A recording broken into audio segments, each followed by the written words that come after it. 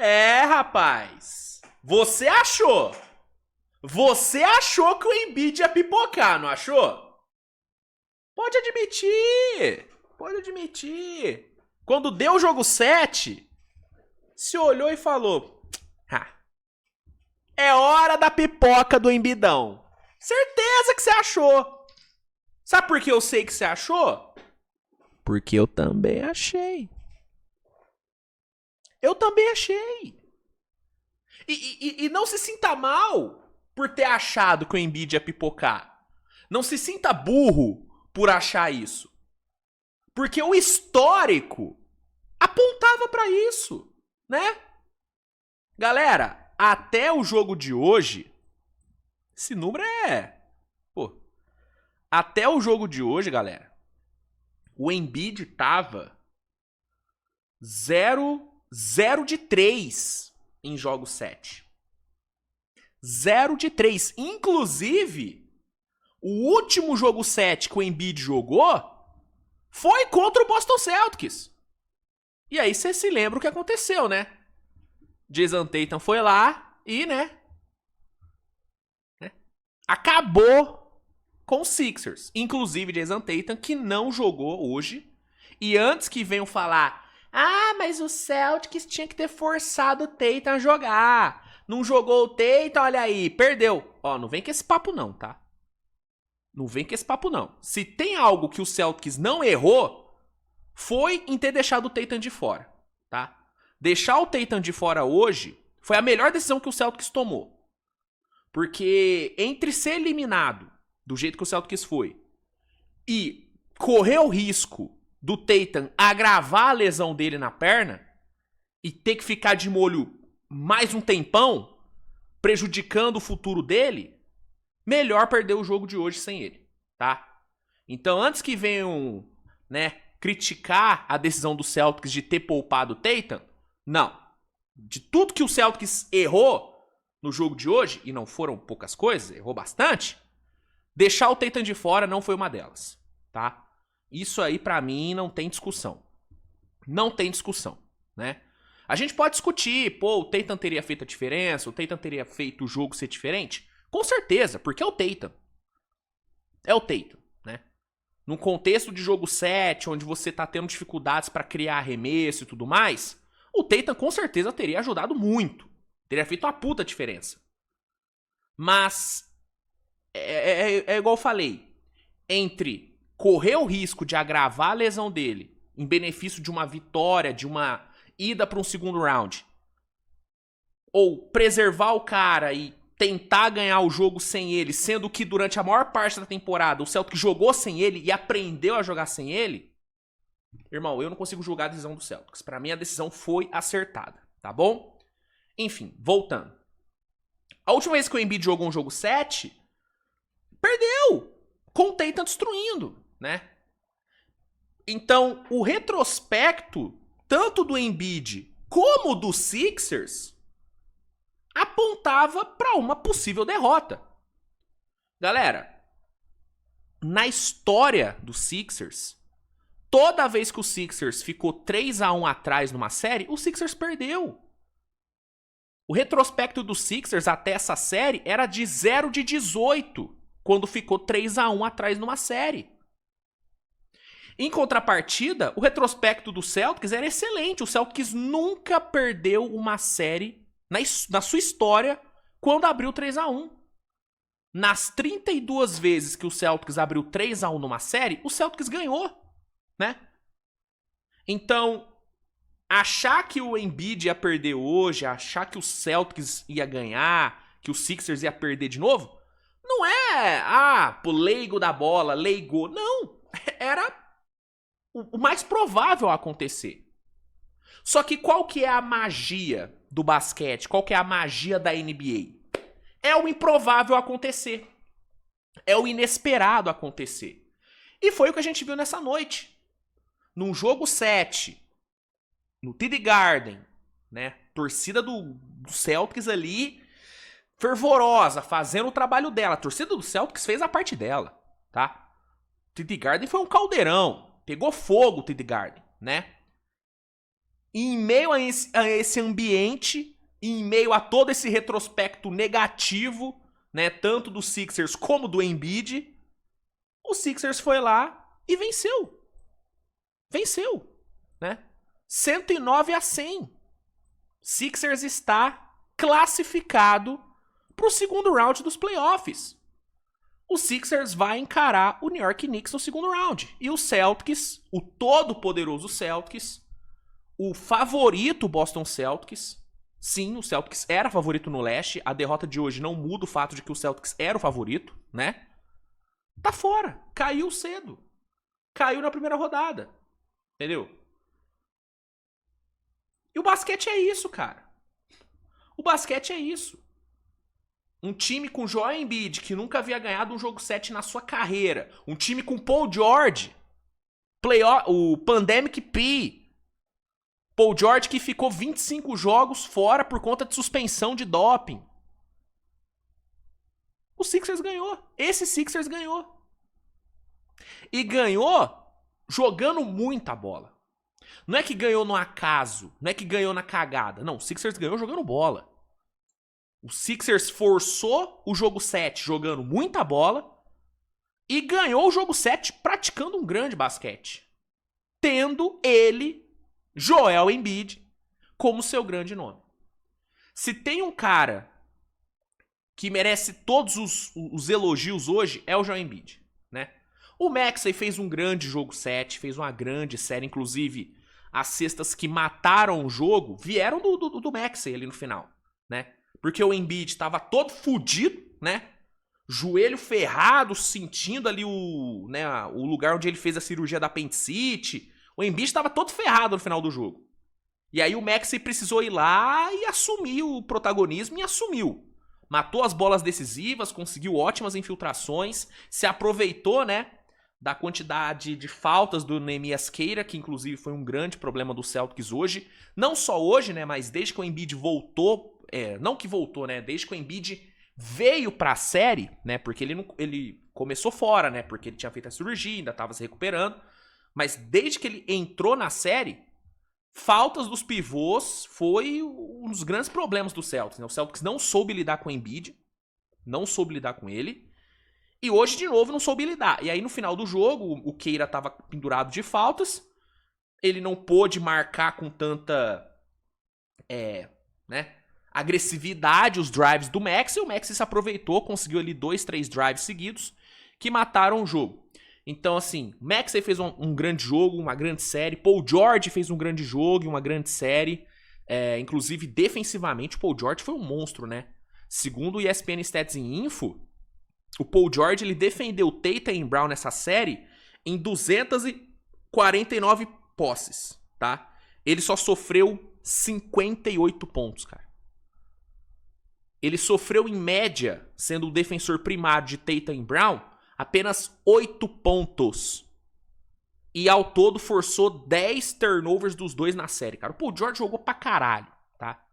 Paul George jogou pra caralho. VJ Edcombe jogou pra cacete o Edcombe, cara. Inclusive, que jogo 7 do moleque, né, cara? 23 pontos, 5 bolas de 3, 4 assistências, 6 rebotes. Moleque, que jogo do novato, irmão. Que jogo do Edcombe, cara. Puta que me pariu. O moleque jogou demais. Jogou demais. Demais. Então, esses caras jogaram muito, mas ninguém foi tão importante, ninguém foi tão decisivo, ninguém foi tão fundamental para a classificação dos Sixers do que Joel Embiid. Ele foi o cara que mudou a série. Ele foi o cara que trouxe os Sixers para a série, que mudou, né, o momento da série. E ele mudou o momentum da série não só pelos pontos que ele marcou, pelas assistências que ele deu, mas pela forma como ele deixou o Celtics sem resposta. A simples presença do Embiid acabou com a defesa do Celtics. Tem um print do jogo de hoje que é muito legal pra exemplificar isso que eu tô falando. Ó, isso aqui foi no jogo de hoje. Repara como que o simples fato do Embiid estar em quadra faz com que todos os jogadores do Celtics foquem nele e ignorem o redor. Olha isso aqui, cara. Os 4 defensores do Celtics que não estão defendendo o Embiid só olham pro Embiid. Sabe como isso aqui se chama? Gravidade. Quando a gente fala de gravidade no basquete, esse tal jogador gera muita gravidade, ele atrai muita marcação, ele libera espaço para os outros. Quando a gente fala sobre isso, é sobre isso aqui que a gente tá falando. Olha como que o Embiid atrai toda a marcação do Celtics e olha como que ele deixa Edgecombe, Paul George, Maxey, como ele deixa todo mundo livre. E aí, com a competência que o Embiid tem de achar bons passes, de fazer boas leituras, ele comeu a defesa do Celtics viva tanto nesse jogo como nos outros, nos 2 jogos anteriores. Então, não tem como apontar um outro X-Factor pra essa série, um outro ponto de virada dessa série que não seja o Embiid. O Embiid foi o ponto de virada. Ele mudou o jogo, ele mudou a série. E ele foi o cara que fez o Sixers ganhar. O mesmo Embiid que depois de forçar o jogo 7, deu uma entrevista falando que estava cansado de perder pro Celtics, que não aguentava mais perder pro Celtics, ele finalmente conseguiu exorcizar esse demônio jogando pra cacete e jogando no sacrifício. Isso que me pega no Embiid, mano. Existe toda a narrativa do Embiid. O Embiid ele nunca tá saudável, o Embiid nunca tá disponível. E de fato, cara, o Embiid, ele assim, na esmagadora maioria das vezes que o Sixers foi pro playoff, o Embiid sempre chegou baleado. Assim, se o Embiid conseguiu jogar um playoff saudável na carreira dele, foi muito. Inclusive, eu até recentemente soltei um corte listando as lesões do Embiid em playoffs, né? É uma coisa impressionante. Ele sempre se machuca. Só que mesmo ele sempre se machucando, ele sempre dá um jeito de jogar. O Embiid ele ficou fora de pouquíssimos jogos do Sixers em playoffs. Se não me engano, ele ficou fora de apenas 10 jogos de playoffs. Dos 60 e tantos possíveis, ele ficou fora de uns 10 só. Por quê? Porque mesmo lesionado, o Embiid ele joga. Porque, frase do próprio Embiid, ele só quer jogar basquete. Ele quer jogar, irmão. Mas, porra, Embiid, você tá com uma paralisia facial. Eu vou jogar. Embiid, você tá machucado, cara. Sua coxa tá fodida. Eu vou jogar. Embiid, porra, você... Irmão, acabou de fazer uma cirurgia de apendicite. Eu vou jogar. Embiid, você sofreu uma hiperextensão no joelho. Vou jogar. Ele sempre joga, mano. Você pode criticar muita coisa no Embiid, mano. Pode chamar ele de amarelão, pode falar que ele nunca tá saudável, você pode falar o que quiser. Mas falar que o Embiid não se sacrifica, falar que o Embiid não tem brilho na cara, isso você não pode falar não, mano. Porque isso ele sempre teve e sempre vai ter. Porque é dele, mano. O Embiid ele é o tipo de jogador, e isso eu sempre admirei nele, tá? Mesmo na fase onde eu meio que dei uma largada do Embiid, meio que dei uma desanimada dele, eu sempre elogiei, sempre admirei o fato dele nunca querer, dele nunca aceitar deixar os companheiros de time dele na mão. Sabe? Mesmo na temporada passada, né, que ele ficou fora da maior parte da temporada, você via ele totalmente inquieto no banco. Porque ele quer ajudar, irmão. Ele quer jogar, entendeu? E nessa série, mano, ele fez isso, cara. O cara tava ainda recuperando da cirurgia, foi pro jogo, machucou o joelho, continuou jogando. Hoje mesmo, cara, teve umas 2 vezes que caíram em cima do joelho dele. E ele continuou jogando. E pra mim o lance mais simbólico e talvez mais icônico desse jogo 7 do Embiid tenha sido ali no final do jogo, com ele já todo ferrado, morto, ele se jogando no banco do Celtics pra salvar uma bola. Aquilo ali é coisa de quem, mano, de quem não sabe, não aceita perder, de quem não queria perder. Então, o nome dessa vitória, o nome dessa classificação do Sixers é Joel Embiid. Maxey foi gigante, Paul George foi gigante, Edcombe foi gigante, mas nenhum foi tão fundamental como o Joel Embiid. Ele mudou tudo. Ele mudou tudo, né? E o jogo de hoje do Embiid, cara, falando como um cara que durante anos foi fanboyzaço do Embiid e que nos últimos meses, nas últimas semanas, meio que voltou a ser fanboy, eu sou um cara que assistiu, mano, uma porcentagem considerável dos jogos do Embiid, tá? Em playoff eu assisti todos os jogos do Embiid, tá? Todos. E eu falo com muita tranquilidade que o jogo de hoje do Embiid foi um dos melhores da carreira dele, tá? Ele já teve jogo de 50 pontos, já teve jogo de 70 pontos, já teve jogo que pontuou bem mais, que deu bem mais assistências do que hoje. Mas olhando pro impacto que ele teve, olhando pra forma como ele dissecou e comeu essa defesa do Celtics viva toda a posse, como ele soube capitalizar em cima de todos os matchups que foram colocados em cima dele. Cara, pra mim foi um dos melhores jogos da carreira do Embiid, mano. Sabe, foram 34 pontos, 12 rebotes, 6 assistências, só um turnover, 12 de 26 nos arremessos, sabe? E toda hora que o Sixers precisou de uma assistência, de uma bola, né? Sempre, toda hora que o Sixers precisou de alguém pra quebrar o ritmo do Celtics, pra carregar algum pivô do Celtics em faltas, o Embiid fez isso. Ah, o Embiid flopou o jogo inteiro. Sim, sim. Sabe qual foi o resultado disso?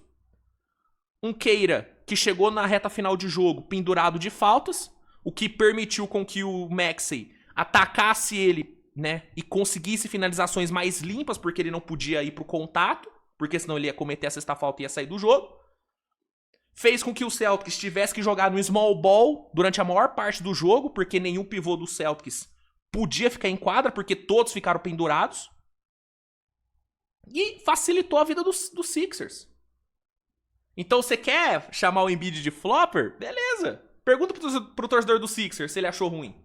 Pergunta pros jogadores do Sixers se eles acharam ruim. Lógico que não. Por quê? Porque isso foi fundamental pra vitória.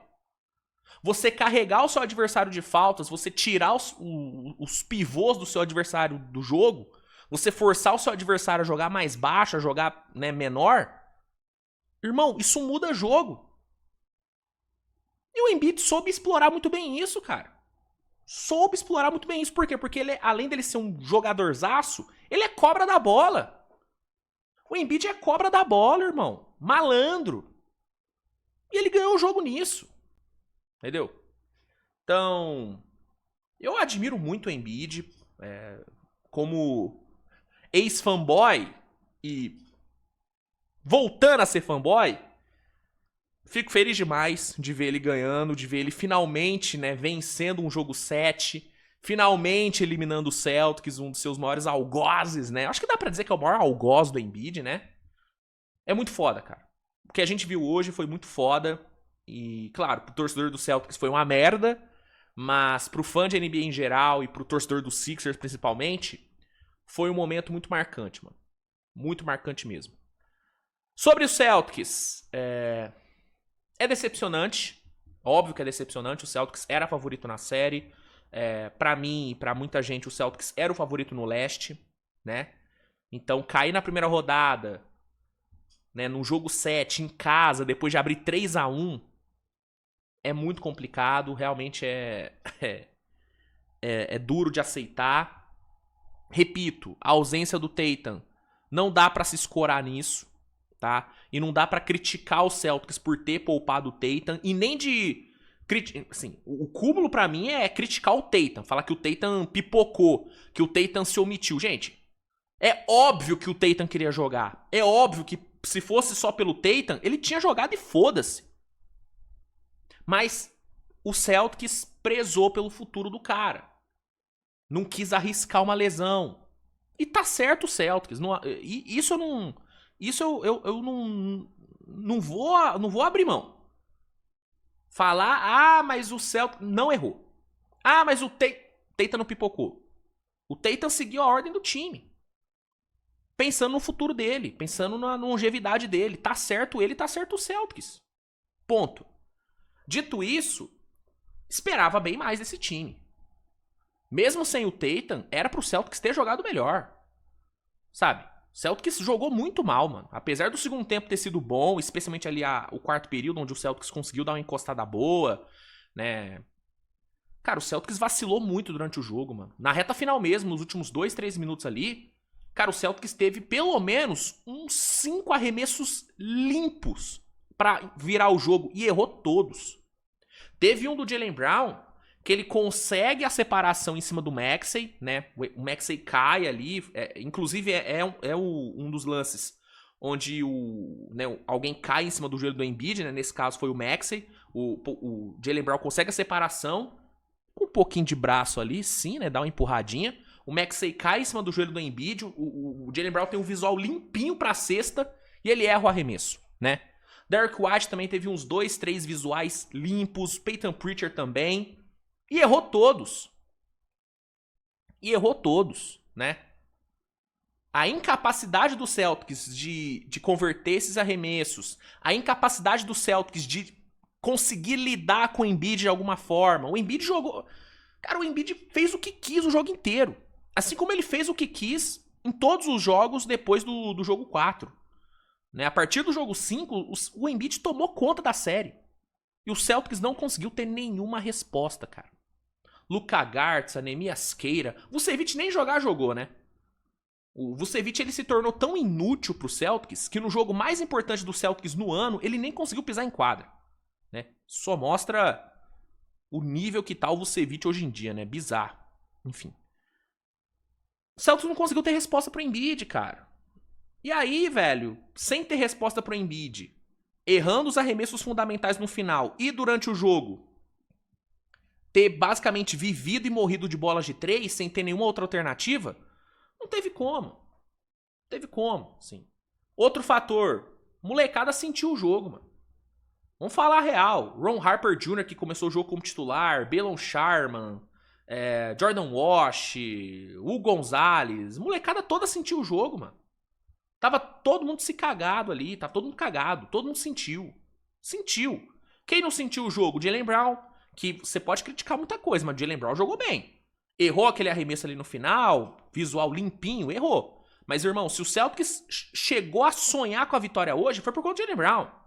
Meteu 33 pontos, irmão. Jogou pra caralho, defendeu pra caralho também o Jaylen Brown. Né? Derek White, pô, você olha o field goal dele no final do jogo, é foda, né? 9 de 26 e 5 de 16 pra 3 é complicado.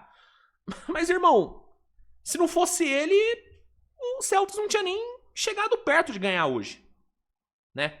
Isso apaga o fato da série dele ter sido horrorosa? Não, a série do Derek White foi horrível. Horrível a série dele. Mas hoje ele tentou. O Neemias Queira, apesar dos problemas com faltas, ele ainda ajudou pra caramba, né? 17 pontos, 12 rebotes, ele ajudou. O problema é que ele contra o Embiid não ia ter como. O Embiid, cara, castigou o Neemias Queira. Castigou. Sam Hauser matou as suas bolinhas. Mas agora, Peyton Pritchard deixou muito a desejar hoje. O Mazzulla, eu acho que ele não fez um bom trabalho hoje. Não gostei das escolhas do Mazzulla, das escolhas... Um ajuste que ele fez e que deu certo foi mudar pra zona no segundo tempo. A marcação em zona do Celtics funcionou no segundo tempo, né? E no segundo tempo também a gente viu um Celtics conseguindo atacar mais o Embiid no pick and roll, atacar mais o próprio Maxey no pick and roll e tal. Foram ajustes bons, mas... Cara... A falta de repertório do Celtics hoje pra atacar me incomodou muito, cara. Né? Hoje o Celtics mostrou sua pior versão, que foi a versão de viva ou morra pela bola de 3. Uma versão que durante a regular apareceu em vários momentos, mas em boa parte da temporada a gente viu um Celtics com muito mais repertório, né? Inclusive foi um ponto de muitos elogios, né? Pô, o Mazzulla conseguiu fazer o Celtics ser menos dependente das bolas de 3. As bolas de 3 ainda era o carro-chefe, mas tinha outras alternativas. Hoje não teve, cara. Hoje não teve. Mérito também da defesa do Sixers, que fez um grande trabalho. O Paul George defendeu muito bem. O Embiid defendeu pra caralho, né? Inclusive outro ponto, né? Além de todo o impacto do Embiid na parte ofensiva, defensivamente ele foi um leão também, o Embiid. O toco que ele deu no Jaylen Brown ali no primeiro tempo. Nossa senhora, que toco absurdo do Embiid. né? Dito isso, dava pra ter feito um jogo melhor o Celtics, mano. Sabe? Pouquíssima movimentação fora da bola, muito isolation no final. E o resultado tá aí, mano. Derrota, Celtics eliminado.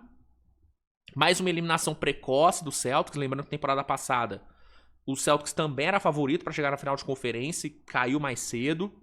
E não foi só por culpa da lesão do Tatum, não, tá? Porque quando o Tatum machucou, a série já tava o quê? 3-1. 3-1, 3-2 pro Knicks, se não me engano. Então a série já tava meio que perdida. Então, também não foi por culpa do Tatum. Não foi por culpa da lesão do Tatum. Celtics perdeu porque foi pior, mano. Foi pior do que o Knicks temporada passada e foi pior do que o Sixers nessa temporada, nesse playoff. Foi melhor durante 4 jogos. O problema é que a série termina tem que ganhar 4, né? Não adianta só ganhar 3. E depois desses 4 jogos, o Sixers foi bem superior. Então, é isso, cara. Resultado justo. Resultado justo pelo que foi o jogo. Resultado justo pelo que foram os últimos 3 jogos. E Knicks na semifinal, filhão. Knicks, ó. Knicks tá na semifinal junto com o Sixers. É Sixers e Knicks na semifinal. Tem pra onde correr. Tem pra onde correr, né? Então, é isso. Embiideira classificado. Cara, muito foda, cara. Pô, a entrevista dele com o filho dele é muito foda. Ô, não tem jeito, irmão. Não tem como ser hater do Embiid, velho. Desculpa. Não tem como ser hater do homem, mano. Pô, ele é muito maneiro, velho. Vai se ferrar. Ai, ai. Galera, é isso, tá? É isso. Ah, só mais alguns números, tá? Agora falando sobre o Maxey. Ele fez o duplo-duplo de 30 pontos mais eficiente no jogo 7 nos últimos 54 anos, tá? Duplo-duplo mais eficiente no jogo 7 nos últimos 54 anos. E ele acabou de se tornar o primeiro armador na história da NBA a meter um 30-10-5 no jogo 7 de playoffs com pelo menos 50% de field goal, né? Só pra pontuar, né? Jogaço dele. Baita vitória, mano. Baita vitória. O Sixers se tornou hoje apenas o 14º time em 302 séries na história da NBA a virar um 3-1. O 8º no século XXI. Sabe qual tinha sido a última vez que a gente teve um 3-1 sendo virado? 2020, quando o Denver virou 2 vezes, né? Virou contra o Jazz e virou contra o Clippers. Desde 2020, um 3 não havia sido virado. Aconteceu hoje. É isso. Comemore, torcedor do Sixers. E pro torcedor do Celtics. Até temporada que vem. Acabou. Como diria Galvão Bueno. Bem, amigos, terminou. Terminou, amigos. Terminou. Galera, a gente volta amanhã com a cobertura dos outros jogos 7, né? Amanhã teremos mais 2 jogos 7, né? Teremos Pistons e Magic e Raptors e Cavs, né? Conferência Leste entregando entretenimento nesse final de semana. Olha que coisa mais linda. Então a gente se vê amanhã. Obrigado a todos pela audiência. Tamo junto. Grande beijo e tchau.